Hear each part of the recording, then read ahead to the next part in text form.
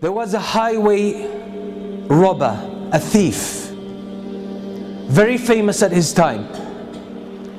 He was in love with one girl, and he had the habit of sneaking into her house some way and watching her, observing her for some time.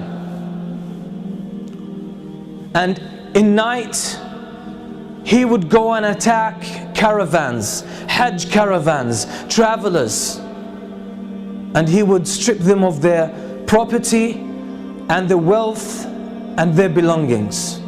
He was notorious to the extent that a lot of the caravans most of the time would change route to avoid that area.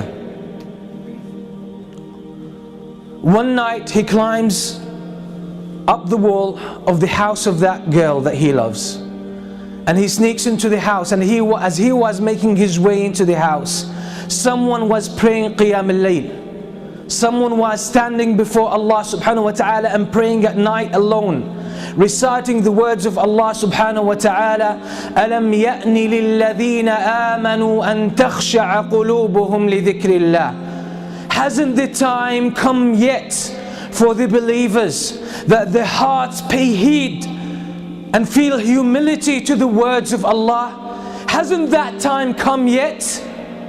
And the words shook him and grabbed his heart, and he was moved deep inside. It hit a chord. He started thinking about these words, and he forgot the main reason why he came to this house. And the only response that was on his tongue, his spontaneous response, was Bala ya Rabbi qad an. Indeed, my Lord, the time has come. And that moment he changed. So he went out of his house, roaming aimlessly, contemplating his life, contemplating his past, his behavior, his reputation, and his future, and his relationship with Allah.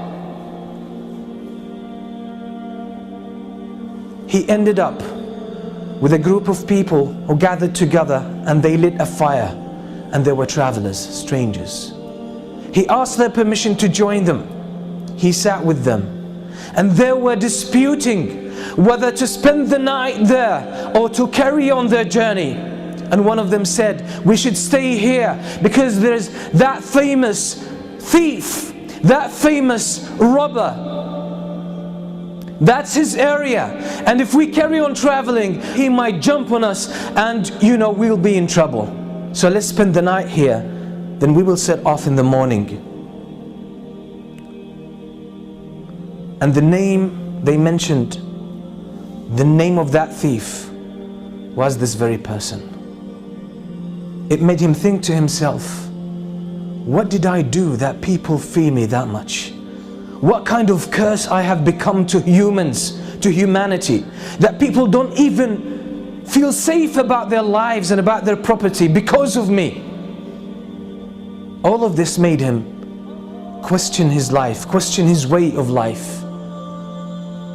And then he made the decision that I will change because it's my responsibility. It's not someone else's responsibility to change me and set me on the right course. It's my own initiative, and if I don't take it, it might never happen, and I will face the consequences on the day of judgment. And that's exactly what he did, and he became one of the famous scholars, one of the famous worshippers in the history of Islam, and that's Al-Fudayl ibn Iyad. That's the story of Al-Fudayl ibn Iyad. Until today, the books that talk about our relationship with Allah subhanahu wa ta'ala, how to purify ourselves, how to become better Muslims, better believers, have dozens of his beautiful statements full of wisdom. Who was one day a thief, famous one. What does that tell us? Is that it's our responsibility to change. Life in general is about change. The whole story of life is a game of change. You will never be the same person next year. You'll be different. But the question is, which direction have you taken? That's what Imam Shafi'i used to say. There's no standstill in this world. There's no standstill in this life. You can't stay who you are. You're either moving forward or going backward. So if you are not keen about moving forward, you'll find yourself going backward. Because if you don't change yourself, Shaitan is working full time to change you. That's his vow. That's the goal of his life. He dedicated his whole life for you, just to destroy you, to make sure you end up in the hellfire.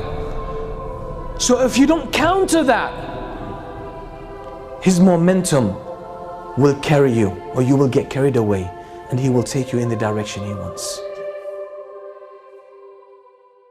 لا تقنطوا من رحمة الله